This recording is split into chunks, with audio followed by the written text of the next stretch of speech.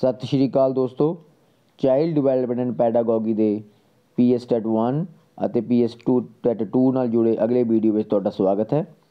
ਅਸੀਂ ਤੁਹਾਡੇ ਲਈ ਹਾਈਲੀ ਕੁਆਲੀਫਾਈਡ ਗੌਰਮੈਂਟ ਪ੍ਰੋਫੈਸਰਸ ਵੱਲੋਂ ਤਿਆਰ ਕੀਤੇ ਗਏ ਨੋਟਸ ਤੋਂ 2020 ਕੁਐਸਚਨ ਦਾ ਸੈੱਟ ਵੀਡੀਓ ਦੀ ਮਦਦ ਨਾਲ ਤੁਹਾਡੇ ਲਈ ਲੈ ਕੇ ਆ ਰਹੇ ਹਾਂ। ਤੁਸੀਂ ਪਿਛਲੇ ਵੀਡੀਓ ਵਿੱਚ 1 ਤੋਂ 20 question child development and pedagogy ਦੇ ਸਮਝੇ। अगर तुसी इस वीडियो ਨੂੰ नहीं देखिया तो डिस्क्रिप्शन में ਦਿੱਤੇ लिंक तो तुसी इस वीडियो ਨੂੰ भी देख सकते हो। ਹੁਣ ਤੁਹਾਡੇ ਲਈ अगले क्वेश्चन 21 ਤੋਂ 40 क्वेश्चन ਤੁਹਾਨੂੰ ਸਮਝਾਉਣ ਦੀ ਕੋਸ਼ਿਸ਼ ਕਰ ਰਹੇ ਹਾਂ। ਪਰ क्वेश्चन ਨੂੰ ਸੁਣਨ ਤੋਂ ਔਰ ਸਮਝਣ ਤੋਂ ਪਹਿਲਾਂ ਅਗਰ ਤੁਸੀਂ ਸਾਡੇ ਇਸ ਚੈਨਲ ਨੂੰ, ਜਿਸ ਦਾ ਨਾਮ ਹੈ ਇਨਫੋ ਪੰਜਾਬ, ਇਸ ਨੂੰ ਸਬਸਕ੍ਰਾਈਬ ਨਹੀਂ ਕੀਤਾ ਤਾਂ ਸਬਸਕ੍ਰਾਈਬ ਜ਼ਰੂਰ ਕਰਿਓ ਅਤੇ ਨਾਲ ਬਣੇ ਬੈਲ ਆਈਕਨ ਨੂੰ ਦਬਾ ਕੇ ਅਲਾਰਮ ਵੀ ਸੈੱਟ ਕਰ ਦਿਓ ਤਾਂ ਕਿ PS ਟੈਟ ਸੰਬੰਧੀ ਕੋਈ ਵੀ ਵੀਡੀਓ ਅਪਲੋਡ ਹੁੰਦੇ ਹੀ ਤੁਹਾਡੇ ਤੱਕ ਸਮੇਂ ਸਿਰ ਉਸ ਦਾ ਨੋਟੀਫਿਕੇਸ਼ਨ ਪਹੁੰਚ ਸਕੇ। ਇਸ ਤੋਂ ਇਲਾਵਾ ਜੋ ਤੁਹਾਡੇ ਲਈ ਸਭ ਤੋਂ ਮਹੱਤਵਪੂਰਨ ਗੱਲ ਹੈ ਕਿ ਅਸੀਂ ਤੁਹਾਡੇ ਲਈ ਤੁਹਾਡਾ ਆਨਲਾਈਨ ਟੈਸਟ ਵੀ ਲਵਾਂਗੇ ਤਾਂ ਕਿ ਤੁਸੀਂ ਆਪਣੀ ਤਿਆਰੀ ਦਾ ਲੈਵਲ ਚੈੱਕ ਕਰ ਸਕੋ। ਆਨਲਾਈਨ ਟੈਸਟ ਪ੍ਰਾਪਤ ਕਰਨ ਲਈ, ਜੋ ਕਿ ਹਰੇਕ ਐਤਵਾਰ ਅਤੇ ਬੁੱਧਵਾਰ ਨੂੰ ਹੋਇਆ ਕਰੇਗਾ, ਤੁਸੀਂ ਇਸ ਚੈਨਲ ਨੂੰ ਸਬਸਕ੍ਰਾਈਬ ਕਰਨ ਦੇ ਨਾਲ ਨਾਲ ਡਿਸਕ੍ਰਿਪਸ਼ਨ ਵਿੱਚ ਜਾ ਕੇ ਜੋ ਟੈਲੀਗ੍ਰਾਮ ਔਰ WhatsApp ਗਰੁੱਪ ਦਾ ਲਿੰਕ ਦਿੱਤਾ ਗਿਆ ਹੈ ਉਸ ਤੋਂ PS TET preparation WhatsApp group ਅਤੇ PS TET preparation Telegram group ਨੂੰ ਜੁਆਇਨ ਕਰ ਲਓ, ਕਿਉਂਕਿ ਅਸੀਂ ਇਹਨਾਂ ਗਰੁੱਪਾਂ ਦੇ ਵਿੱਚ ਉਸ ਜੋ ਆਨਲਾਈਨ ਪੇਪਰ ਤੁਹਾਡਾ ਲੈਣਾ ਹੈ ਉਸ ਦਾ ਲਿੰਕ ਪਾਇਆ ਕਰਾਂਗੇ ਤਾਂ ਕਿ ਤੁਸੀਂ ਉੱਥੋਂ ਤਿਆਰੀ ਆਰਾਮ ਨਾਲ ਕਰ ਸਕੋ। ਇਸ ਤੋਂ ਇਲਾਵਾ ਕੋਈ ਵੀ ਵੀਡੀਓ ਅਪਲੋਡ ਕਰਦੇ ਹਾਂ ਉਸ ਦਾ ਲਿੰਕ ਵੀ ਇਹਨਾਂ ਗਰੁੱਪਸ ਵਿੱਚ ਪਾਇਆ ਕਰਾਂਗੇ। ਸੋ ਬਾਲੀਆਂ ਗੱਲਾਂ ਨਾ ਕਰਦੇ ਹੋਏ ਆਪਾਂ ਸ਼ੁਰੂ ਕਰਦੇ ਹਾਂ ਜੀ। ਪਹਿਲਾ ਕੁਐਸਚਨ ਹੈ, ਮਨੁੱਖ ਅੰਦਰਲੀਆਂ ਯੋਗਤਾਵਾਂ ਨੂੰ ਪ੍ਰਗਟ ਕਰਨਾ ਹੀ ਸਿੱਖਿਆ ਹੈ। ਇਹ ਕਿਸ ਦਾ ਕਥਨ ਹੈ? ਮਨੁੱਖ ਦੇ ਅੰਦਰ ਜੋ ਯੋਗਤਾਵਾਂ ਨੇ ਉਹਨਾਂ ਨੂੰ ਪ੍ਰਗਟ ਕਰਨਾ ਹੀ ਸਿੱਖਿਆ ਹੈ, ਇਹ ਕਿਸ ਦਾ ਕਥਨ ਹੈ? ਸੋ ਜੀ ਸਵਾਮੀ ਵਿਵੇਕਾਨੰਦ ਨੇ ਮਨੁੱਖ ਦੇ ਅੰਦਰਲੇ ਸਮੁੱਚੇ ਪ੍ਰਗਟਾਵੇ ਨੂੰ ਹੀ ਸਿੱਖਿਆ ਮੰਨਿਆ ਹੈ। ਸਵਾਮੀ ਵਿਵੇਕਾਨੰਦ ਜੀ ਕਹਿੰਦੇ ਕਿ ਜੋ ਮਨੁੱਖ ਦਾ ਅੰਦਰਲਾ ਸਮੁੱਚਾ ਪ੍ਰਗਟਾਵਾ ਹੈ ਉਹੀ ਸਿੱਖਿਆ ਹੈ। ਸਵਾਮੀ ਜੀ ਅਨੁਸਾਰ ਸਿੱਖਿਆ ਜੀਵਨ ਦੇ ਸੰਘਰਸ਼ ਦੀ ਤਿਆਰੀ ਹੈ। ਸਿੱਖਿਆ ਜੀਵਨ ਦੇ ਸੰਘਰਸ਼ ਦੀ ਤਿਆਰੀ ਹੈ, ਕਿਉਂਕਿ ਜਿਹੜੀ ਸਿੱਖਿਆ ਜੀਵਨ ਜਿਉਣ ਦੀ ਕਲਾ ਨਹੀਂ ਸਿਖਾਉਂਦੀ, ਜੀਵਨ ਨੂੰ ਅਨੁਕੂਲ ਸਥਿਤੀਆਂ ਵਿੱਚ ਵਿਹਾਰ ਨਹੀਂ ਕਰਨਾ ਨਹੀਂ ਸਿਖਾਉਂਦੀ, ਉਹ ਸਿੱਖਿਆ ਬੇਕਾਰ ਹੈ। ਸੋ ਇਹ ਕਥਨ ਕਿਹਨਾਂ ਦਾ ਹੈ ਜੀ? ਇਹ ਕਥਨ ਹੈ ਸਵਾਮੀ ਵਿਵੇਕਾਨੰਦ ਜੀ ਦਾ। ਸਵਾਮੀ ਵਿਵੇਕਾਨੰਦ ਜੀ ਨੇ ਮਨੁੱਖ ਦੀਆਂ ਅੰਦਰਲੀਆਂ ਯੋਗਤਾਵਾਂ ਨੂੰ ਪ੍ਰਗਟ ਕਰਨਾ ਹੀ ਸਿੱਖਿਆ ਮੰਨਿਆ ਹੈ। Education is the manifestation of perfection already in man. Swami Vivekananda ji ਦੇ ਅਨੁਸਾਰ ਤੁਸੀਂ ਇਹ ਜੋ ਇੰਗਲਿਸ਼ ਡੈਫੀਨੇਸ਼ਨ ਹੈ ਇਸ ਨੂੰ ਵੀ ਯਾਦ ਕਰ ਸਕਦੇ ਹੋ ਔਰ ਪੰਜਾਬੀ ਡੈਫੀਨੇਸ਼ਨ ਤੁਹਾਨੂੰ ਸਮਝ ਹੀ ਗਏ ਹੋ ਕਿ ਅੰਦਰਲੀਆਂ ਯੋਗਤਾਵਾਂ ਦੀ ਗੱਲ ਕਰਨ ਵਾਲੇ ਕੌਣ ਸਨ? ਸਵਾਮੀ ਵਿਵੇਕਾਨੰਦ ਜੀ। ਹੁਣ ਚੱਲਦੇ ਹਾਂ ਜੀ ਸੈਕਿੰਡ ਕੁਐਸਚਨ 'ਤੇ। ਸੈਕਿੰਡ ਕੁਐਸਚਨ ਹੈ ਕਿ ਸਮਾਂ ਸਾਰਣੀ ਵਿੱਚ ਜੋ ਟਾਈਮ ਟੇਬਲ ਹੁੰਦਾ ਹੈ, ਸਮਾਂ ਸਾਰਣੀ ਵਿੱਚ ਗਣਿਤ, ਵਿਗਿਆਨ ਅਤੇ ਔਖੇ ਵਿਸ਼ੇ ਅੱਧੀ ਛੁੱਟੀ ਤੋਂ ਪਹਿਲਾਂ ਹੀ ਕਿਉਂ ਰੱਖੇ ਜਾਂਦੇ ਹਨ? ਸੋ ਇਹਦੇ ਵਿੱਚ ਇੱਕ ਮਨੋਵਿਗਿਆਨਿਕ ਕਾਰਨ ਹੈ। ਸਮਾਂ ਸਾਰਣੀ ਵਿੱਚ ਮਨੋਵਿਗਿਆਨ ਨੂੰ ਧਿਆਨ ਵਿੱਚ ਰੱਖ ਕੇ ਤਿਆਰ ਕੀਤੀ ਜਾਂਦੀ ਹੈ। ਸਕੂਲਾਂ ਦਾ ਟਾਈਮ ਟੇਬਲ ਮਨੋਵਿਗਿਆਨ ਨੂੰ, ਬੱਚੇ ਦੇ ਮਨੋਵਿਗਿਆਨ ਨੂੰ ਧਿਆਨ ਵਿੱਚ ਰੱਖ ਕੇ ਤਿਆਰ ਕੀਤਾ ਜਾਂਦਾ ਹੈ। ਹਮੇਸ਼ਾ ਕਠਿਨ ਅਤੇ ਥਕਾਉਣ ਵਾਲੇ ਵਿਸ਼ੇ ਪਹਿਲੇ ਅਤੇ ਆਖਰੀ ਘੰਟਿਆਂ ਵਿੱਚ ਨਹੀਂ ਰੱਖੇ ਜਾਂਦੇ। ਧਿਆਨ ਦਿਓ, ਪਹਿਲੇ ਘੰਟੇ ਵਿੱਚ ਵੀ ਨਹੀਂ ਰੱਖੇ ਜਾਂਦੇ ਔਰ ਆਖਰੀ ਘੰਟਿਆਂ ਵਿੱਚ ਵੀ ਨਹੀਂ ਰੱਖੇ ਜਾਂਦੇ ਉਹ ਵਿਸ਼ੇ ਜੋ ਬੱਚੇ, ਜਿਨ੍ਹਾਂ ਨੂੰ ਬੱਚੇ ਬੋਰ ਮੰਨਦੇ ਆ ਜਾਂ ਜਿਨ੍ਹਾਂ ਤੋਂ ਬੱਚੇ ਡਰਦੇ ਆ ਜਾਂ ਜਿਨ੍ਹਾਂ ਨੂੰ ਪੜ੍ਹ ਕੇ ਉਹ ਥੱਕ ਜਾਂਦੇ ਆ। ਕਿਉਂਕਿ ਪਹਿਲੇ ਘੰਟੇ ਵਿੱਚ ਬੱਚਾ ਘਰ ਤੋਂ ਸਕੂਲ ਪਹੁੰਚਣ ਦੇ ਸਫ਼ਰ 'ਚ ਥੱਕਿਆ ਹੁੰਦਾ ਹੈ। ਜਿਵੇਂ ਬੱਚੇ ਚੱਲ ਕੇ ਸਕੂਲ ਜਾਂਦੇ ਆ ਜਾਂ ਬੱਸਾਂ ਵਿੱਚ ਸਕੂਲ ਜਾਂਦੇ ਆ, ਉਸ ਤੋਂ ਬਾਅਦ ਪ੍ਰੇਅਰ ਵਗੈਰਾ ਹੁੰਦੀ ਹੈ, ਬੱਚਾ ਥੱਕਿਆ ਹੁੰਦਾ ਹੈ। ਸੋ ਪਹਿਲਾ ਪੀਰੀਅਡ ਕਦੇ ਵੀ ਮੈਥ ਦਾ ਜਾਂ ਔਖੇ ਵਿਸ਼ੇ ਦਾ ਨਹੀਂ ਲਗਾਇਆ ਜਾਂਦਾ। ਇਸੇ ਤਰ੍ਹਾਂ ਰਿਸੈਸ ਤੋਂ ਬਾਅਦ ਵੀ ਬੱਚੇ ਥੱਕ ਜਾਂਦੇ ਆ, ਉਸ ਸਮੇਂ ਵੀ ਕੋਈ ਵੀ ਕਠਿਨ ਪੀਰੀਅਡ ਜੋ ਹੈਗਾ ਵਾ ਉਹ ਨਹੀਂ ਲਗਾਇਆ ਜਾਂਦਾ। ਸੋ ਇਹ ਪੀਰੀਅਡ ਕਦੋਂ ਲਗਾਏ ਜਾਂਦੇ ਆ? ਪਹਿਲੇ ਪੀਰੀਅਡ ਤੋਂ ਬਾਅਦ ਦੂਜਾ ਜਾਂ ਤੀਜਾ ਪੀਰੀਅਡ ਇਹ ਔਖੇ ਵਿਸ਼ਿਆਂ ਦਾ ਰੱਖਿਆ ਜਾਂਦਾ ਹੈ। ਸੋ ਸਮਾਂ ਸਾਰਣੀ ਦੇ ਅਨੁਸਾਰ ਜੋ ਗਣਿਤ ਅਤੇ ਵਿਗਿਆਨ ਜੈਸੇ ਔਖੇ ਵਿਸ਼ੇ ਨੇ ਅੱਧੀ ਛੁੱਟੀ ਤੋਂ ਪਹਿਲਾਂ ਇਸ ਲਈ ਰੱਖੇ ਜਾਂਦੇ ਕਿਉਂਕਿ ਇਸ ਦਾ ਮਨੋਵਿਗਿਆਨਿਕ ਆਧਾਰ ਹੈ। ਮਨੋਵਿਗਿਆਨਿਕ ਆਧਾਰ ਕੀ ਹੈ ਕਿ ਬੱਚਾ ਥੱਕ ਜਾਂਦਾ ਹੈ, ਪਹਿਲੇ ਘੰਟੇ ਵੀ ਥੱਕਿਆ ਹੁੰਦਾ ਅਤੇ ਆਖਰੀ ਘੰਟੇ ਵੀ ਉਸ ਵਿੱਚ ਥਕਾਵਟ ਹੁੰਦੀ ਹੈ। ਇਸ ਕਰਕੇ ਸਕੂਲ ਟਾਈਮ ਟੇਬਲ ਹਮੇਸ਼ਾ ਮਨੋਵਿਗਿਆਨ ਦੇ ਆਧਾਰ 'ਤੇ ਤਿਆਰ ਕੀਤਾ ਜਾਂਦਾ ਹੈ। ਹੁਣ ਚੱਲਦੇ ਹਾਂ ਜੀ ਆਪਾਂ ਅਗਲੇ ਕੁਐਸਚਨ 'ਤੇ। ਸਿੱਖਿਆ ਮਨੋਵਿਗਿਆਨ ਦੀ ਉਤਪਤੀ ਕਦੋਂ ਤੋਂ ਹੋਈ ਮੰਨੀ ਜਾਂਦੀ ਹੈ? ਜੋ ਇਹ ਵਿਸ਼ੇ ਹੈ ਸਿੱਖਿਆ ਮਨੋਵਿਗਿਆਨ, ਆਪਾਂ ਇਕੱਲੇ ਮਨੋਵਿਗਿਆਨ ਦੀ ਗੱਲ ਨਹੀਂ ਕਰਨੀ, ਮਨੋਵਿਗਿਆਨ ਅਲੱਗ ਵਿਸ਼ਾ ਹੋ ਸਕਦਾ ਹੈ। ਸਿੱਖਿਆ ਮਨੋਵਿਗਿਆਨ ਦੀ ਗੱਲ ਕਰਨੀ ਹੈ। ਸਿੱਖਿਆ ਮਨੋਵਿਗਿਆਨ ਦੀ ਉਤਪਤੀ ਕਦੋਂ ਤੋਂ ਹੋਈ ਮੰਨੀ ਜਾਂਦੀ ਹੈ? ਸੋ ਸਿੱਖਿਆ ਮਨੋਵਿਗਿਆਨ ਦੀ ਜੋ ਉਤਪਤੀ ਹੈ 1900 ਵਿੱਚ ਹੋਈ, 1900 ਵਿੱਚ ਮੰਨੀ ਜਾਂਦੀ ਹੈ। ਇਸ ਨੂੰ ਇੰਗਲਿਸ਼ ਵਿੱਚ ਆਪਾਂ ਕਹਿੰਦੇ ਹਾਂ ਐਜੂਕੇਸ਼ਨ ਸਾਈਕੋਲੋਜੀ। ਐਜੂਕੇਸ਼ਨ ਸਾਈਕੋਲੋਜੀ ਨੂੰ ਸਪਸ਼ਟ ਸਵਰੂਪ बाद विच देखो 1900 ਦੇ ਵਿੱਚ ਇਹ ਵਿਸ਼ਾ जो है ਇਸ ਦੀ ਉਤਪਤੀ ਹੋ ਗਈ और बाद ਦੇ ਵਿੱਚ ਜੋ ਜਿੰਨੇ ਵੀ ਸਾਈਕੋਲੋਜਿਸਟ ਆਏ ਨੇ ਜਿਨ੍ਹਾਂ ਦਾ ਨਾਮ ਹੈ ਜਰ, ਟਰਮਨ, ਪ੍ਰੋਵੇਨ ਅਤੇ ਹਰਬਲ ਵਰਗੇ ਸਿੱਖਿਆ ਮਨੋਵਿਗਿਆਨੀਆਂ ਨੇ ਆਪਣੇ ਪ੍ਰਯਾਸਾਂ ਦੇ ਨਾਲ ਇਸ ਨੂੰ ਇੱਕ ਵਿਸ਼ਾ ਬਣਾ ਦਿੱਤਾ। ਸੋ ਸਿੱਖਿਆ ਮਨੋਵਿਗਿਆਨ ਦੀ ਉਤਪਤੀ ਕਦੋਂ ਹੋਈ ਹੈ ਜੀ 1900 ਦੇ ਵਿੱਚ 1900 ਈਸਵੀ ਦੇ ਵਿੱਚ। ਔਰ ਇੱਕ ਗੱਲ ਧਿਆਨ ਦੇਣ ਯੋਗ ਹੈ, ਜੋ ਤੁਸੀਂ ਇਹ ਤਸਵੀਰ ਦੇਖ ਰਹੇ ਹੋ ਇਹ ਰੂਸੋ ਦੀ ਤਸਵੀਰ ਹੈ। ਰੂਸੋ ਸਿੱਖਿਆ ਵਿੱਚ ਮਨੋਵਿਗਿਆਨਿਕ ਦ੍ਰਿਸ਼ਟੀਕੋਣ ਦਾ ਸੂਤਰਪਾਤ ਕਰਦਾ ਹੈ। ਐਜੂਕੇਸ਼ਨ ਸਬਜੈਕਟ ਪਹਿਲਾਂ ਹੀ ਸੀਗਾ, ਪਰ ਐਜੂਕੇਸ਼ਨ ਦੇ ਵਿੱਚ ਮਨੋਵਿਗਿਆਨ ਨੂੰ ਕੌਣ ਲੈ ਕੇ ਆਇਆ ਵਾ? ਰੂਸੋ ਲੈ ਕੇ ਆਇਆ ਵਾ। ਰੂਸੋ ਨੇ ਐਜੂਕੇਸ਼ਨ ਦੇ ਵਿੱਚ ਸਿੱਖਿਆ ਦੇ ਵਿੱਚ ਮਨੋਵਿਗਿਆਨਿਕ ਦ੍ਰਿਸ਼ਟੀਕੋਣ ਦਾ ਸੂਤਰਪਾਤ ਕੀਤਾ। ਇਹ ਬਹੁਤ ਹੀ ਇੰਪੋਰਟੈਂਟ ਕੁਐਸਚਨ ਹੈ ਕਿ ਸਿੱਖਿਆ ਮਨੋਵਿਗਿਆਨ ਦੇ ਵਿੱਚ ਦਾ ਸੂਤਰਪਾਤ ਕਿਸ ਨੇ ਕੀਤਾ? ਸੋ ਇਹ ਕੀਤਾ ਹੈ ਜੀ ਰੂਸੋ ਨੇ। ਰੂਸੋ ਸਿੱਖਿਆ ਦੇ ਵਿੱਚ ਮਨੋਵਿਗਿਆਨਿਕ ਦ੍ਰਿਸ਼ਟੀਕੋਣ ਲੈ ਕੇ ਆਇਆ ਹੈ, ਉਸਨੇ ਹੀ ਇਸ ਦਾ ਸੂਤਰਪਾਤ ਕੀਤਾ ਹੈ। और दूसरी इंपॉर्टेंट चीज़ अगली तस्वीर तुम देख रहे हो कि पहले सिक्ख्या मनोविज्ञानी कौन सन? सो सूत्रपात तो किया जी रूसो ने, पर पहले सिक्ख्या मनोविज्ञानी सन एडवर्ड थार्नडाइक। सो ये दोनों एक क्वेश्चन के असीं अगले दो क्वेश्चन तुहानूं दस्से ने कि रूसो जो सीगा उन्होंने सूत्रपात किया है, रूसो ने मनोविज्ञानिक दृष्टिकोण लैके आंदा है सिक्ख्या दे विच, और पहले मनोविज्ञानी सन एडवर्ड थार्नडाइक। तो तुसीं ये भी नाल याद रखना है जी। हुण चलते हैं जी अगले क्वेश्चन ते। सिक्ख्या मनोविज्ञान अध्यापक की तैयारी की नींह है, ये किस दा कथन है? अगर तुसीं टीचर लगना चाहुंदे हो, तुसीं टैट का पेपर दे रहे हो, तुहानूं इहदे विच सिक्ख्या मनोविज्ञान पढ़ाया जा रहा है, क्योंकि ये बच्चे का तुहाडे अध्यापक लगन का तुहाडी ये बेस बन जाएगा। क्योंकि तुसीं बच्चे नूं जद तक समझ नहीं सकते, उसे मनोविज्ञान नूं समझ नहीं सकते, आपां अध्यापक नहीं बन सकते। सो ये BF स्किनर हार्वर्ड यूनीवर्सिटी के अमेरिकन साइकोलॉजिस्ट हुए सन। उन्हों का कथन है Skinner BF Skinner Harvard university के अमेरिकन साइकोलॉजिस्ट हुए सन। स्किनर ने व्यवहार विश्लेषण की धारणा विकसित की और स्किनर के अनुसार कोई भी अध्यापक अगर है तो उसनों सिक्ख्या मनोविज्ञान विषय चंगी तरह आना चाहिए है। ये अध्यापक बनने की नींह है। सो सिक्ख्या मनोविज्ञान अध्यापक की तैयारी की नींह है। ये किसका कथन है जी? ये कथन है स्किनर का। सो ये तुसीं तस्वीर देख रहे हो स्किनर जी की, ये स्किनर जी ने, और इन्हों का एक कथन सिक्ख्या मनोविज्ञान अध्यापक की तैयारी की नींह है। हुण चलते हैं जी अगले क्वेश्चन ते। अगला क्वेश्चन है मनोविज्ञान मन का विज्ञान है। मनोविज्ञान मन का विज्ञान है, एक किसका कथन है? मनोविज्ञान नूं मन का विज्ञान दस्या गया है कि किसका कथन है जिसने कि ये गल कही कि मनोविज्ञान मन का विज्ञान है?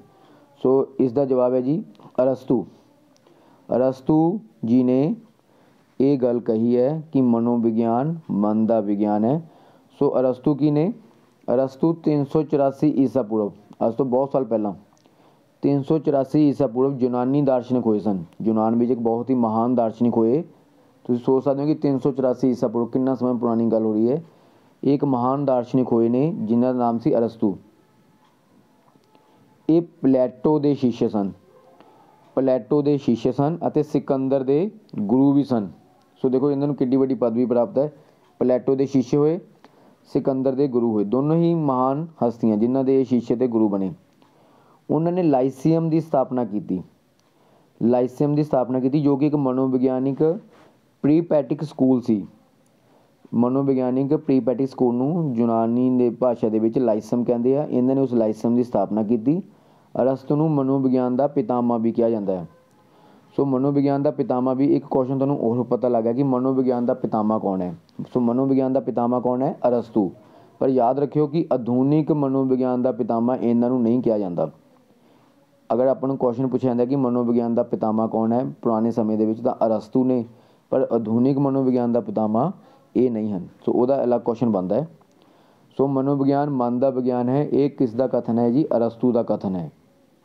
हुण चलते हैं जी अगले क्वेश्चन ते।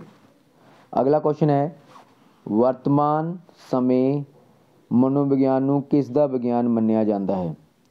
वर्तमान समय विच मनोविज्ञान नूं किस चीज़ का विज्ञान मन्निया जाता है? आपां पिछले वीडियो में भी पढ़िया कि मनोविज्ञान की जो धारणा है समय समय ते बदलती रही है, और वर्तमान समय दे विच इस नूं व्यवहार का ज्ञान विज्ञान जो है मन्निया जान लग्या है। कारण की है कि 20वीं सदी विच इस दी नवीनतम विचारधारा आ चुकी है। 20वीं सदी ਦੇ ਵਿੱਚ ਮਨੋਵਿਗਿਆਨ ਦੀ ਨਵੀਨਤਮ ਵਿਚਾਰਧਾਰਾ ਆ ਗਈ ਹੈ, ਜਿਸ ਵਿੱਚ ਮਨੋਵਿਗਿਆਨ ਨੂੰ ਵਿਵਹਾਰ ਦਾ ਵਿਗਿਆਨ ਮੰਨਿਆ ਜਾਣ ਲੱਗਿਆ ਹੈ। ਵਾਟਸਨ, ਮਤ, ਵਿਲੀਅਮ ਜੇਮਸ ਆਦਿ ਮਨੋਵਿਗਿਆਨੀਆਂ ਨੇ ਇਸ ਵਿਚਾਰਧਾਰਾ ਦਾ ਸਮਰਥਨ ਕੀਤਾ। ਸੋ ਤੁਹਾਨੂੰ ਇਹ ਵੀ ਦੱਸ ਦਿੰਦੇ ਹਾਂ ਕਿ ਪਹਿਲਾਂ ਮਨੋਵਿਗਿਆਨ ਨੂੰ ਕਿਸ ਚੀਜ਼ ਦੀ ਧਾਰਨਾ ਮੰਨਿਆ ਜਾਂਦਾ ਸੀਗਾ। 16ਵੀਂ ਸਦੀ ਦੇ ਵਿੱਚ ਮਨੋਵਿਗਿਆਨ ਨੂੰ ਆਤਮਾ ਦਾ ਵਿਗਿਆਨ ਮੰਨਿਆ ਜਾਂਦਾ ਸੀ। ਮਨੋਵਿਗਿਆਨ ਦੀ ਜੋ ਸਵਰੂਪ ਹੈ ਜਾਂ ਧਾਰਨਾ ਸਮੇਂ ਸਮੇਂ 'ਤੇ ਬਦਲਦੀ ਰਹੀ ਹੈ। 16ਵੀਂ ਸਦੀ ਵਿੱਚ ਇਸ ਨੂੰ ਆਤਮਾ ਦਾ ਵਿਗਿਆਨ ਮੰਨਿਆ ਗਿਆ। 17ਵੀਂ ਸਦੀ ਵਿੱਚ ਇਸ ਨੂੰ ਮਨ ਦਾ ਵਿਗਿਆਨ ਮੰਨਿਆ ਗਿਆ। 19ਵੀਂ ਸਦੀ ਵਿੱਚ ਇਸ ਨੂੰ ਚੇਤਨਾ ਦਾ ਵਿਗਿਆਨ ਮੰਨਿਆ ਗਿਆ ਔਰ ਅੱਜ ਕੱਲ੍ਹ ਇਸ ਨੂੰ ਕਿਸ ਦਾ ਵਿਗਿਆਨ ਮੰਨਿਆ ਜਾਂਦਾ ਹੈ? ਵਿਵਹਾਰ ਦਾ। ਸੋ ਵਰਤਮਾਨ ਸਮੇਂ ਵਿੱਚ ਮਨੋਵਿਗਿਆਨ ਨੂੰ ਕਿਸ ਦਾ ਵਿਗਿਆਨ ਮੰਨਿਆ ਜਾਂਦਾ ਹੈ ਜੀ? ਵਿਵਹਾਰ ਦਾ ਵਿਗਿਆਨ ਮੰਨਿਆ ਜਾਂਦਾ ਹੈ। 20ਵੀਂ ਸਦੀ ਵਿੱਚ ਇਹ ਨਵੀਨਤਮ ਵਿਚਾਰਧਾਰਾ ਆਈ ਹੈ, ਜੋ ਵਾਟਸਨ, ਮਤ, ਵਿਲੀਅਮ ਜੇਮਸ ਆਦਿ ਮਨੋਵਿਗਿਆਨੀ ਇਸ ਦੇ ਸਮਰਥਕ ਹਨ। ਸੋ ਦੇਖੋ, ਇੱਕ ਕੁਐਸਚਨ ਦੇ ਵਿੱਚ ਤੁਹਾਨੂੰ ਕਈ ਕੁਐਸਚਨ ਅਸੀਂ ਯਾਦ ਕਰਵਾ ਦਿੱਤੇ ਨੇ। ਹੁਣ ਆਪਾਂ ਚੱਲਦੇ ਹਾਂ ਜੀ ਅਗਲੇ ਕੁਐਸਚਨ 'ਤੇ। ਅਗਲਾ ਕੁਐਸਚਨ ਹੈ ਜੀ, ਸਿੱਖਿਆ ਇੱਕ ਅਜਿਹੀ ਪ੍ਰਕਿਰਿਆ ਹੈ ਜਿਸ ਦੁਆਰਾ ਬਾਲਕ ਆਪਣੀਆਂ ਸ਼ਕਤੀਆਂ ਦਾ ਵਿਕਾਸ ਕਰਦਾ ਹੈ। ਇਹ ਕਿਸ ਦਾ ਕਥਨ ਹੈ? ਸਿੱਖਿਆ ਇੱਕ ਇਹੋ ਜਿਹੀ ਪ੍ਰਕਿਰਿਆ ਜਿਸ ਦੁਆਰਾ ਜੋ ਬਾਲਕ ਹੈ ਉਹ ਆਪਣੀ ਸ਼ਕਤੀਆਂ ਦਾ ਵਿਕਾਸ ਕਰਦਾ ਹੈ। ਕਿਹਨਾਂ ਨੇ ਇਹ ਕਥਨ ਕਿਹਾ? ਕਿਹਨਾਂ ਨੇ ਇਹ ਵਿਚਾਰ ਦਿੱਤੇ? ਸੋ ਫੈਡਰਿਕ ਵਿਲੀਅਮ ਅਗਸਤ ਫਰੋਬਲ, ਬਹੁਤ ਵੱਡਾ ਨਾਮ ਹੈ, ਫੈਡਰਿਕ ਵਿਲੀਅਮ ਅਗਸਤ ਫਰੋਬਲ, ਜਾਂ ਕਹਿ ਲਓ ਫਰੋਬਲ ਕੱਲਾ, ਉਹਨਾਂ ਨੂੰ ਕੱਲਾ ਫਰੋਬਲ ਵੀ ਕਹਿ ਲਓ। ਵੱਡਾ ਨਾਮ ਹੈ ਫੈਡਰਿਕ ਵਿਲੀਅਮ ਅਗਸਤ ਫਰੋਬਲ, ਸ਼ਾਰਟ ਫਾਰਮ ਵਿੱਚ ਆਪਾਂ ਇਹਨਾਂ ਨੂੰ ਕਹਿ ਸਕਦੇ ਹਾਂ ਫਰੋਬਲ। ਇੱਕ ਜਰਮਨ ਸਿੱਖਿਆ ਸ਼ਾਸਤਰੀ ਹੋਏ ਸਨ। ਯੌਨ ਹੈਨਰਿਕ ਪੈਸਟੋਲੋਜੀ ਦਾ ਵਿਦਿਆਰਥੀ ਸੀ ਇਹ। ਕਿਹਨਾਂ ਦੇ ਵਿਦਿਆਰਥੀ ਸਨ? ਯੌਨ ਹੈਨਰਿਕ ਪੈਸਟੋਲੋਜੀ ਦੇ ਵਿਦਿਆਰਥੀ ਸਨ। ਸੋ ਗੁਰੂ ਦਾ ਨਾਮ ਵੀ ਓਡਾ ਹੀ ਵੱਡਾ ਹੈ ਜਿੱਡਾ ਵੱਡਾ ਨਾਮ ਸ਼ਿਸ਼ੇ ਦਾ ਹੈ। ਸੋ ਉਹਨਾਂ ਦੇ ਸ਼ਿਸ਼ੇ ਸਨ, ਜਿਸ ਨੇ ਇਸ ਮਾਨਤਾ ਦੇ ਆਧਾਰ 'ਤੇ ਆਧੁਨਿਕ ਸਿੱਖਿਆ ਦੀ ਨੀਂਹ ਰੱਖੀ ਕਿ ਬੱਚਿਆਂ ਦੀਆਂ ਵਿਲੱਖਣ ਜ਼ਰੂਰਤਾਂ ਅਤੇ ਸਮਰੱਥਾਵਾਂ ਹੁੰਦੀਆਂ ਹਨ। ਇਹਨਾਂ ਨੇ ਕਿਸ ਵਿਚਾਰਧਾਰਾ ਦੀ ਨੀਂਹ ਰੱਖੀ? ਧਿਆਨ ਨਾਲ ਇੱਕ ਵਾਰੀ ਸੁਣ ਲਓ। ਬੱਚਿਆਂ ਦੀਆਂ ਵਿਲੱਖਣ ਜ਼ਰੂਰਤਾਂ ਅਤੇ ਸਮਰੱਥਾਵਾਂ ਹੁੰਦੀਆਂ ਹਨ। ਇਹਨਾਂ ਨੇ ਇਸ ਆਧੁਨਿਕ ਸਿੱਖਿਆ ਦੀ ਨੀਂਹ ਰੱਖੀ, ਇੱਕ ਨਵਾਂ ਠੌਰ ਦਿੱਤਾ ਕਿ ਬੱਚਿਆਂ ਦੀਆਂ ਜ਼ਰੂਰਤਾਂ ਅਤੇ ਸਮਰੱਥਾਵਾਂ ਵਿਲੱਖਣ ਹੁੰਦੀਆਂ ਹਨ। ਸੋ ਸਿੱਖਿਆ ਇੱਕ ਅਜਿਹੀ ਪ੍ਰਕਿਰਿਆ ਹੈ ਜਿਸ ਦੁਆਰਾ ਬਾਲਕ ਆਪਣੀ ਸ਼ਕਤੀਆਂ ਦਾ ਵਿਕਾਸ ਕਰਦਾ ਹੈ। ਇਹ ਕਥਨ ਹੈ ਜੀ ਫਰੋਬੇਲ ਦਾ। ਪੂਰਾ ਨਾਮ ਹੈ ਫੈਡਰਿਕ ਵਿਲੀਅਮ ਅਗਸਤ ਫਰੋਬਲ। ਸੋ ਤੁਸੀਂ ਤਸਵੀਰ ਵਿੱਚ ਦੇਖ ਸਕਦੇ ਹੋ ਉਹਨਾਂ ਨੂੰ ਕਿਸ ਤਰ੍ਹਾਂ ਦੇ ਨਜ਼ਰ ਆਉਂਦੇ ਸਨ, ਫਰੋਬਲ ਜੀ। ਇਹਨਾਂ ਦੇ ਵਿਚਾਰ ਨੇ ਔਰ ਇਹਨਾਂ ਨੇ ਇੱਕ ਨਵੀਂ ਆਧੁਨਿਕ ਸਿੱਖਿਆ ਦੀ ਨੀਂਹ ਵੀ ਰੱਖੀ ਹੈ, ਜਿਸ ਵਿੱਚ ਇਹਨਾਂ ਨੇ ਮੰਨਿਆ ਕਿ ਬੱਚਿਆਂ ਦੀਆਂ ਜੋ ਵਿਲੱਖਣ ਜ਼ਰੂਰਤਾਂ ਅਤੇ ਸਮਰੱਥਾਵਾਂ ਹੁੰਦੀਆਂ ਹਨ।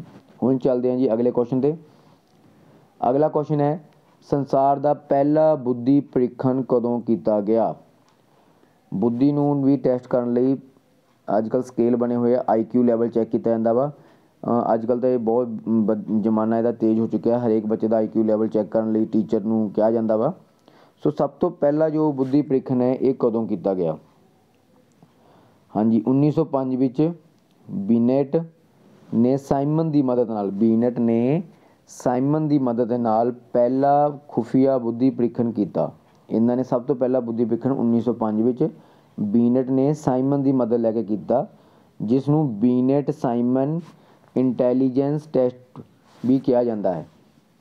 ਇਸ ਨੂੰ ਬੀਨੇਟ ਸਾਈਮਨ ਇੰਟੈਲੀਜੈਂਸ ਟੈਸਟ ਵੀ ਕਿਹਾ ਜਾਂਦਾ ਹੈ। ਯਾਦ ਰੱਖਣ ਜੋ ਗੱਲ ਹੈ ਜੀ, ਪਹਿਲੇ ਬੁੱਧੀ ਪਰੀਖਣ ਦਾ ਨਾਮ ਕੀ ਹੈ? ਬੀਨੇਟ ਸਾਈਮਨ ਇੰਟੈਲੀਜੈਂਸ ਟੈਸਟ। ਇਹ ਇੰਟੈਲੀਜੈਂਸ ਟੈਸਟ 3 ਤੋਂ 16 ਸਾਲ ਦੀ ਉਮਰ ਦੇ ਬੱਚਿਆਂ ਦੀ ਬੁੱਧੀ ਨੂੰ ਮਾਪਦਾ ਹੈ। ਬੀਨੇਟ ਤੇ ਸਾਈਮਨ ਨੇ 1905 ਵਿੱਚ 3 ਤੋਂ ਲੈ ਕੇ 16 ਸਾਲ ਦੇ ਬੱਚਿਆਂ ਦੇ ਉੱਪਰ ਐਕਸਪੈਰੀਮੈਂਟ ਕੀਤਾ, ਉਹਨਾਂ ਦੀ ਬੁੱਧੀ ਉੱਪਰ ਟੈਸਟ ਕੀਤਾ। ਕਿਹਦਾ ਸਹਿਯੋਗ ਲਿਆ ਉਹਨਾਂ ਨੇ? ਬੀਨੇਟ ਨੇ ਸਹਿਯੋਗ ਲਿਆ ਸਾਈਮਨ ਦਾ। ਇਸੇ ਕਰਕੇ ਇਸ ਟੈਸਟ ਨੂੰ ਬੀਨੇਟ ਸਾਈਮਨ ਇੰਟੈਲੀਜੈਂਟ ਟੈਸਟ ਵੀ ਕਿਹਾ ਜਾਂਦਾ ਹੈ। ਇਸ ਟੈਸਟ ਵਿੱਚ 30 ਸ਼ਬਦਾਂ ਦੀ ਵਰਤੋਂ ਆਸਾਨ ਤੋਂ ਮੁਸ਼ਕਿਲ ਦੇ ਕ੍ਰਮ ਵਿੱਚ ਕੀਤੀ ਗਈ। 30 ਸ਼ਬਦ ਲਏ ਗਏ, ਆਸਾਨ ਤੋਂ ਮੁਸ਼ਕਿਲ ਦੇ ਕ੍ਰਮ ਵਿੱਚ ਉਹ ਸ਼ਬਦ ਦਿੱਤੇ ਗਏ ਇਹਨਾਂ ਬੱਚਿਆਂ ਨੂੰ। ਇਸ ਟੈਸਟ ਰਾਹੀਂ ਵਿਅਕਤੀਆਂ ਦੀ ਬੁੱਧੀ ਦੇ ਪੱਧਰ ਦਾ ਪਤਾ ਲਗਾਇਆ ਜਾ ਸਕਦਾ ਹੈ। ਇਸ ਟੈਸਟ ਰਾਹੀਂ ਵਿਅਕਤੀ ਦੀ ਬੁੱਧੀ ਦੇ ਪੱਧਰ ਦਾ ਪਤਾ ਲਗਾਇਆ ਜਾ ਸਕਦਾ ਕਿ ਉਸਦਾ IQ ਕਿਸ ਲੈਵਲ ਦਾ ਹੈ। ਇਸ ਟੈਸਟ ਦੀ ਮਦਦ ਨਾਲ ਮੰਦਬੁੱਧੀ ਬੱਚਿਆਂ ਨੂੰ 3 ਸਮੂਹਾਂ ਵਿੱਚ ਵੰਡਿਆ ਗਿਆ। ਜੋ ਬੱਚੇ ਮੰਦਬੁੱਧੀ ਹੁੰਦੇ ਆ, ਇਸ ਟੈਸਟ ਦੀ ਮਦਦ ਨਾਲ ਉਹਨਾਂ ਨੂੰ 3 ਸਮੂਹਾਂ ਦੇ ਵਿੱਚ ਵੰਡਿਆ ਗਿਆ। 1905 ਵਿੱਚ ਇਹ ਟੈਸਟ ਹੋਇਆ और दिमाग का या IQ का टैसट सीगा। पहला टैसट सीगा बुद्धि परीक्षण होया और बीनेट ने साइमन के सहयोग नाल कीता। इसनूं बीनेट साइमन इंटैलीजेंट टैसट भी कहा जाता है। 1905 में टैसट होया। सो हुण चलते हैं जी अगले क्वेश्चन पे। संसार का पहला बुद्धि परीक्षण किस द्वारा किया गया? सो आप पहला ही पढ़ चुके हैं कि 1905 में टैसट होया वा और पहला बुद्धि परीक्षण वीनेट ने साइमन के सहयोग नाल कीता। सो मनुख एक दूजे तो ਸਰੀਰਕ ਤੌਰ 'ਤੇ ਵੱਖ ਹੁੰਦਾ ਹੈ, ਉਸਦੇ ਮਾਨਸਿਕ ਅਤੇ ਬੌਧਿਕ ਸਤਰ ਵੀ ਇੱਕ ਦੂਜੇ ਬੱਚੇ ਤੋਂ ਵੱਖ ਹੁੰਦਾ ਹੈ। ਇੱਕ ਮਨੁੱਖ ਦੂਸਰੇ ਮਨੁੱਖ ਤੋਂ ਬਿਲਕੁਲ ਵੱਖ ਹੈ। ਸਰੀਰਕ ਵਖਰੇਵੇਂ ਹੋਣ ਦੇ ਨਾਲ ਨਾਲ ਉਹਨਾਂ ਦਾ ਮਾਨਸਿਕ ਅਤੇ ਬੌਧਿਕ ਪੱਧਰ ਵੀ ਵੱਖ-ਵੱਖ ਹੁੰਦਾ ਹੈ। ਸੰਸਾਰ ਦਾ ਪਹਿਲਾ ਬੁੱਧੀ ਪ੍ਰੀਖਣ ਸਾਈਮਨ ਦੁਆਰਾ ਕੀਤਾ ਗਿਆ ਔਰ ਇਸ ਪ੍ਰੀਖਣ ਦੁਆਰਾ ਉਹਨਾਂ ਨੇ ਮੰਦਬੁੱਧੀ ਬੱਚਿਆਂ ਨੂੰ 3 ਭਾਗਾਂ ਵਿੱਚ ਵੰਡਿਆ: ਜੜ ਬੁੱਧੀ ਵਾਲੇ, ਹੀਨ ਬੁੱਧੀ ਵਾਲੇ और मूड बुद्धि वाले। सो संसार का पहला बुद्धि परीक्षण किन्हां वालों किया गया? पहला भी 1905 में होया, बीने और साइमन द्वारा किया गया। इस परीक्षण के राही उन्होंने मंदबुद्धि बच्चों को 3 भागों में वंडिया: जड़ बुद्धि वाले, हीन बुद्धि वाले और मूड बुद्धि वाले। और तुसी तस्वीर में बीने जी को देख रहे हो, ये ने बीने जिन्होंने साइमन के सहयोग नाल पहला बुद्धि परीक्षण किया संसार का। हुण चलते हैं जी अगले क्वेश्चन पर। अगला क्वेश्चन है जी, भारत में पहला बुद्धि परीक्षण कदों किया गया? सो दुनिया का बुद्धि परीक्षण आप देख लिया कि इन्होंने किया। हुण आप गल कर रहे हैं भारत की। भारत में पहला बुद्धि परीक्षण कदों किया गया? भारत में पहली बुद्धि जांच 1922 में FG कॉलेज लाहौर के प्रिंसीपल 1922 FG कॉलेज लाहौर के प्रिंसीपल डॉक्टर CH राइस ने की। ठीक है, पहली बुद्धि जांच 1922 में लाहौर में जो लाहौर कॉलेज के प्रिंसीपल सी डॉक्टर CH राइस ने किया है पहला बुद्धि परीक्षण। उन्होंने किस आधार कितों लिया? उन्होंने भी बीने और साइमन के जो पहला बुद्धि परीक्षण थी उसनों आधार लैके ही अपना पैमाना तैयार किया। सो उसने बीने और साइमन के बुद्धि परीक्षण का भारतीय रूपांतर पैमाना तैयार किया। इस टैसट का नाम हिंदुस्तानी बीने परफॉर्मेंस पॉइंट स्केल भी रखा गया। सो भारत के जो पहला बुद्धि परीक्षण होया है उसका नाम की रखा गया? हिंदुस्तानी बीने परफॉर्मेंस पॉइंट स्केल। सो भारत में पहला बुद्धि परीक्षण होया जी 1922 के विच। हुण चलते हैं जी अगले क्वेश्चन पे। अगला क्वेश्चन है, भारत में पहला बुद्धि परीक्षण किस द्वारा किया गया? सो तुसीं पहला ही 1922 का जवाब पढ़िया तो नाल नाल आपां तुहानूं डिस्क्रिप्शन में दसता सी कि भारत में पहला जो बुद्धि परीक्षण है CH राइस वालों, जो कि लाहौर में एक प्रोफैसर सन, उन्होंने वालों किया गया। सो भारत में पहला बुद्धि जांच 1922 FG कॉलेज लाहौर के प्रिंसीपल डॉक्टर CH राइस वालों किया गया। उन्होंने बीने और साइमन के बुद्धि परीक्षण का भारतीय रूपांतर पैमाना बनाया।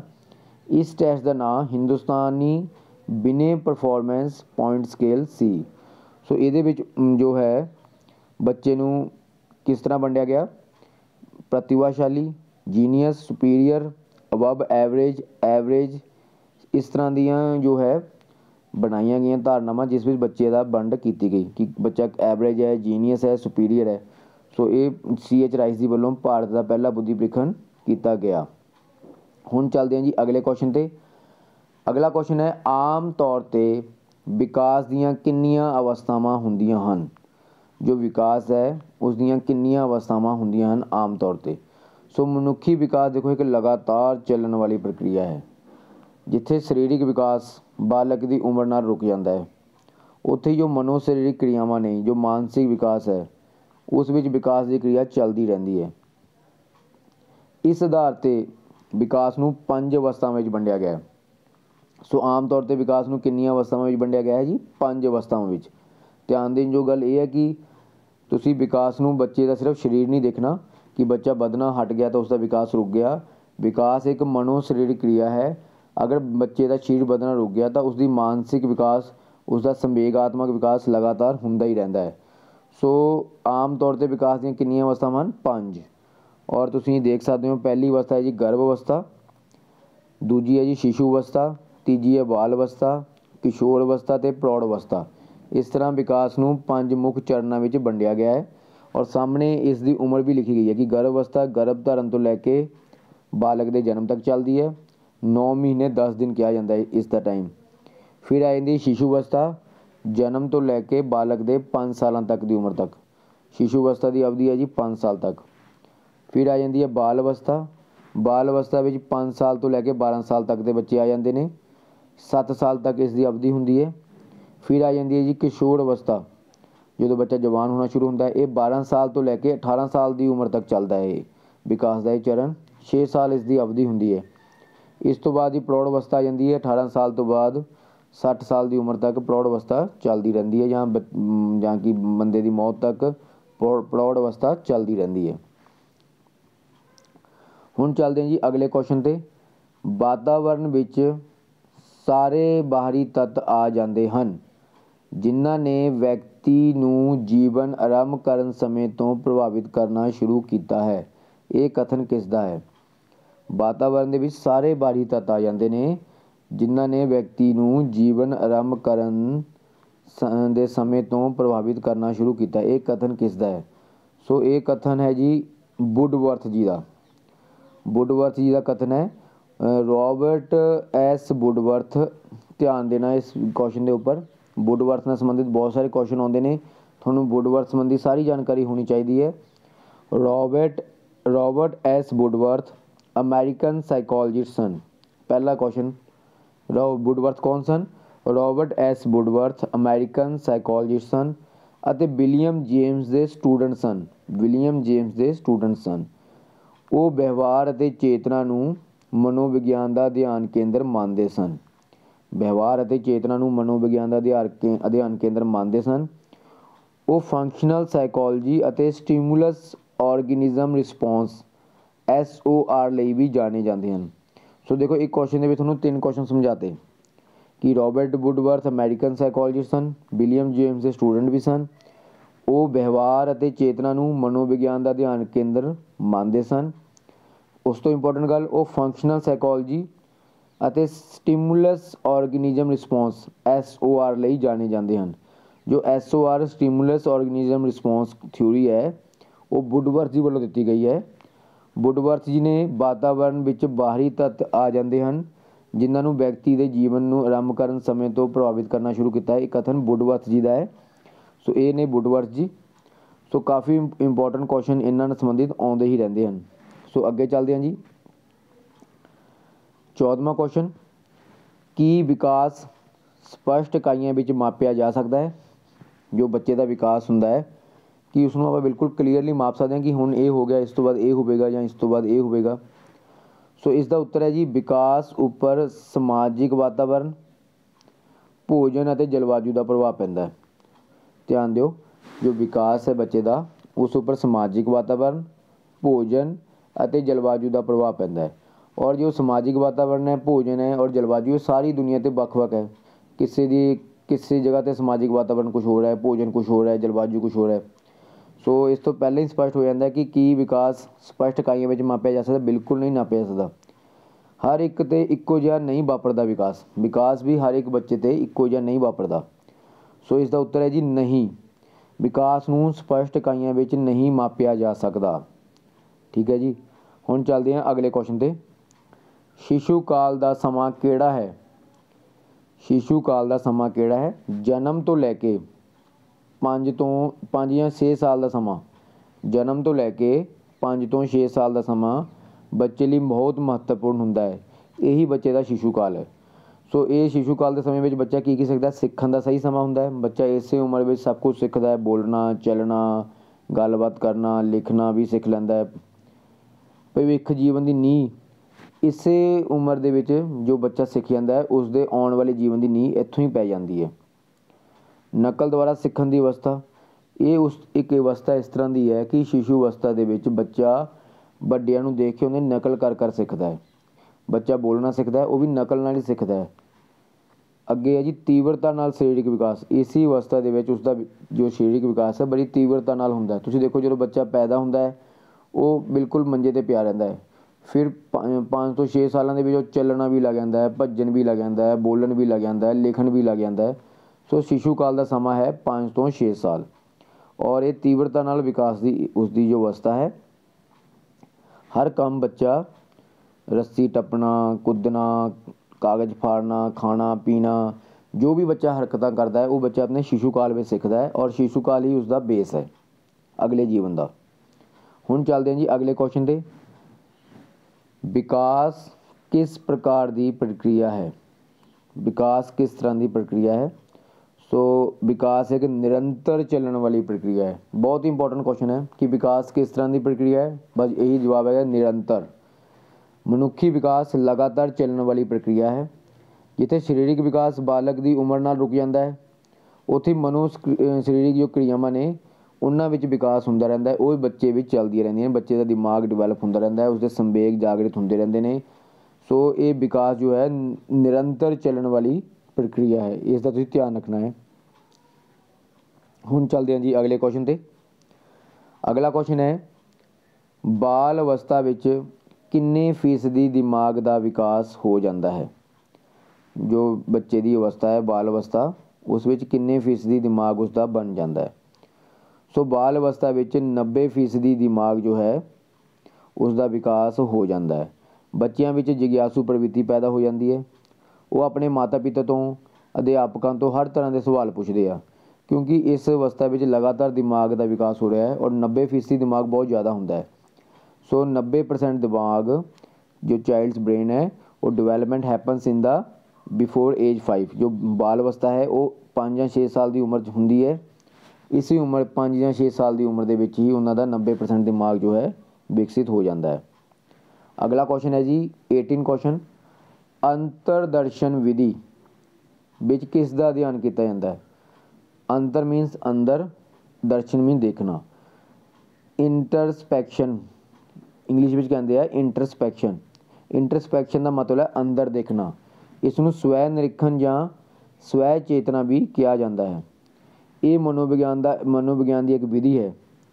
अंतरदर्शन मनोविज्ञान की एक विधि है। कई मनोविज्ञानी इस विधि की वरतों करते हैं। इसका उद्देश्य मानसिक प्रक्रियावां का खुद उपर अध्ययन करना है। जो मनोविज्ञानी है उस अपने अंदर अंतर ध्यान होकर अपने ऊपर पहला मनोविज्ञानिक क्रियावां चैक करता है, अपने ऊपर समझता है, फिर वो समाज नूं दसदा है। अगला क्वेश्चन है जी, बालक नूं आनंददायक सरल कहानियां द्वारा नैतिक सिक्ख्या प्रदान की जा सकती है या प्रदान करनी चाहिए है, ये किसका कथन है? आपां भी क्लास दे विच बच्चिआं नूं छोटी छोटियां आनंददायक कहानियां सुणाउंदे हां। ठीक है जी। बरखा लड़ी वर्गियां किताबां सरकारी स्कूलों में बच्चों लिए आईयां हुंदियां ने। बहुत ही छोटी छोटियां कहानियां हुंदियां हन, बच्चे नूं वो कहानियां सुनाईयां जांदियां हन, बहुत ही सिक्ख्यादायक कहानियां हुंदियां हन। सो इत्थे प्रश्न है कि बालक नूं आनंददायक सरल कहानियां द्वारा नैतिक सिक्ख्या प्रदान करनी चाहिए है, ये किसका कथन है? सो ये कथन है जी कैलेनिक का।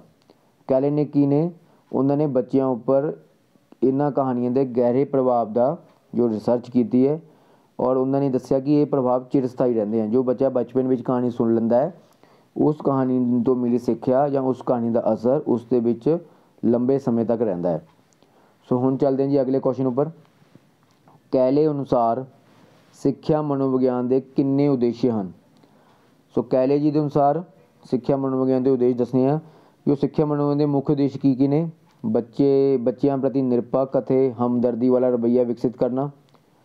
जो आपां सिक्ख्या मनोविज्ञान विषय पढ़ाया जा रहा है ना, इसका मकसद ही यही है कि जो अध्यापक इसनूं पढ़ के बच्चों को पढ़ाउण जावे वो बच्चों को चंगी तरह समझदा होवे, बच्चों की मैंटल लैवल नूं समझदा होवे। सो पहला उद्देश्य की है इसनूं अध्यापक नूं पढ़ाउण दा? बच्चों प्रति निरपक्ष अते हमदर्दी वाला रवैया विकसित करना। दूजा है जी लोड़ींदे अध्यापन तरीकों अते अध्यापन समग्री की चोण विच अध्यापक की सहायता करना। विद्यार्थियों के व्यवहार नाल संबंधित ਵੱਖ-ਵੱਖ पहलुओं तो अध्यापक नूं जाणू करवाउणा इस सिक्ख्या मनोविज्ञान विषय के उद्देश्य ने। सो जो कैले जी के अनुसार इसके 9 उद्देश्य ने। कैले जी के अनुसार सिक्ख्या मनोविज्ञान के 9 उद्देश्य ने। सो इस दे नाल ये क्वेश्चन कंप्लीट होंदे ने। उम्मीद है कि तुहानूं ये साडा जो वीडियो पसंद आवेगा। तुहानूं ये वीडियो किवें लगी, किसी भी तरह की कमी या होर सुधार करने की लोड़ है तो तुसीं बिल्कुल घबराउणा नहीं। वीडियो के हेठां जाके कमेंट जरूर करो अते दसो। इस वीडियो नूं वध तो वध अपने दोस्तां नाल शेयर करो। ਅਤੇ ਜੋ ਆਨਲਾਈਨ ਟੈਸਟ ਅਸੀਂ ਲੈਣਾ ਹੈ ਤੁਹਾਡਾ ਸਾਰੇ ਸਟੂਡੈਂਟਸ ਦਾ, ਉਸ ਨੂੰ ਡਿਸਕ੍ਰਿਪਸ਼ਨ ਵਿੱਚ ਦਿੱਤੇ WhatsApp ਗਰੁੱਪ ਨੂੰ ਜਾਂ ਟੈਲੀਗ੍ਰਾਮ ਗਰੁੱਪ ਨੂੰ ਜੁਆਇਨ ਕਰ ਲਓ ਅਤੇ ਆਪਣੇ ਬਾਕੀ ਦੋਸਤਾਂ ਨੂੰ ਵੀ ਜੁਆਇਨ ਕਰਾਓ ਤਾਂ ਕਿ ਆਪਾਂ ਨੂੰ ਵੱਧ ਤੋਂ ਵੱਧ ਬੱਚੇ ਇਸ ਦਾ ਲਾਹਾ ਲੈ ਸਕਣ। ਧੰਨਵਾਦ।